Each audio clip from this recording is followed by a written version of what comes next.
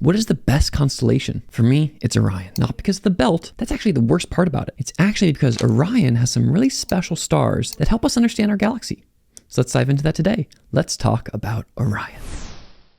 Okay, so Orion. Oh, Orion's belt. I think it's funny because it's one of the first stars that in the first constellations that you can see, that and the Big Dipper. And if you haven't seen the Tim and Eric show about the Big Dipster and the Little Dipster, that's amazing. So I'll link that in below. But yeah, so Orion's an interesting constellation. I think for me, as I've been doing this series on how everything evolved, I've been trying to understand the stars in the sky and how that relates to the constellations. And it can kind of feel like they're different, because the constellations are almost an old school, Greek, Roman, Chinese, Indian thing that says, oh, here's these random stars and how they, conform to different signs and all that. And they look, oh, that one's the hunter and whatever. And so it's kind of like mystical energy versus when you go on the science side, it's much more about solar masses and how hot things are and different galaxy types and black holes and all that. And so I think Orion's helpful because it's something that you can see with your eyes, especially in wintertime, January through March in the Northern Hemisphere. And when you see it out there, it can actually tell you, it can actually be helpful for understanding the universe. It's kind of like how the North Star, you can actually, Polaris, you can actually see it out there and it helps you navigate. Orion is like a good navigating star, but instead for navigating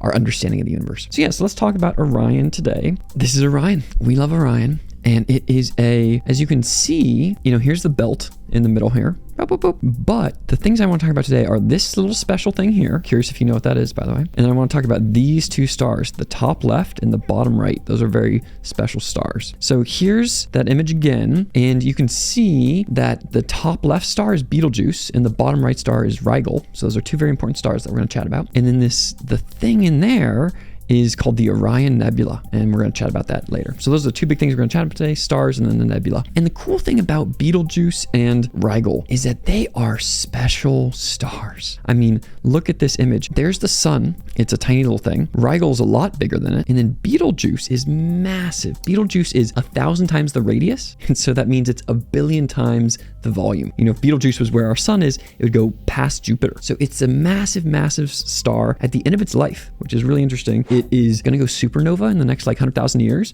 which would be a really cool thing for people on Earth to see that. And Rigel's kind of like it, but it's just a little bit earlier in its journey. So it's still blue and white. It's a supergiant, but it's not yet turned into Betelgeuse. And so I think these two stars, Rigel and Betelgeuse, they're kind of 1 in a million stars. So if you think about this HR diagram, the main sequence diagram, Betelgeuse and Rigel live in the top right up here. You can kind of see it here where they are these supergiants. There's Rigel, there's Betelgeuse. There just aren't that many stars like that. There are 100 billion stars in our Milky Way, and only about 1 in a million are as big and bright as Betelgeuse or Rigel. And so they're 1 in a million star. There's only 100,000 of them total in our whole Milky Way, and we can see them. They're 1,000 light years away. And so that's kind of the first special thing that I think about for them, is that they're kind of a special star on this map. They're special and they're big and they're bright. And the brightness, you can see here's the largest known stars. These are the top 50 or whatever. And there's Betelgeuse, number, 30-ish, 40-ish. And it is 2, 4, 6, 8. Yeah, number 30-ish. That's amazing. It's just one of the biggest, brightest stars. So I love that. I love that for Betelgeuse. And that's one side, is that they're so big. They're 1 in a million for that. And then in terms of the stars in our sky, they're also 2 of the 10 brightest stars in our sky. So that's also really special. Here's a list of, I wish there was a better way to show this. I Googled for a bunch of different versions of this. There's Betelgeuse and there's Rigel. And of the 6,000 stars that you can see, they're the 10 brightest rather. And so I think that's also another special thing about them, is that they're just of the brightest stars in our sky. So of the 6,000 you can see, they're 2 of the 10 brightest. So that's on Betelgeuse and Rigel. So when you look up and when you see Orion, I just think it's cool to be able to look at Betelgeuse. It's not just to look at the belt. For me, I traditionally just only looked at the belt. But now I'm going to look to the top left and find Betelgeuse, and I'm going to look to the bottom right and I'm going to find Rigel. I'm going to say that's a 1 in a million star, and it's 2 of the top 10 brightest stars in our sky. Very, very cool. Okay, so the other part, this thing, the Orion Nebula. And you can see here that, there's Orion, and then this kind of shady thing here is the Orion Nebula. And a nebula, this is special because there aren't that many. It's essentially the closest, brightest nebula to us. It's 1,000 light years away, and it's beautiful. I mean, look at this thing.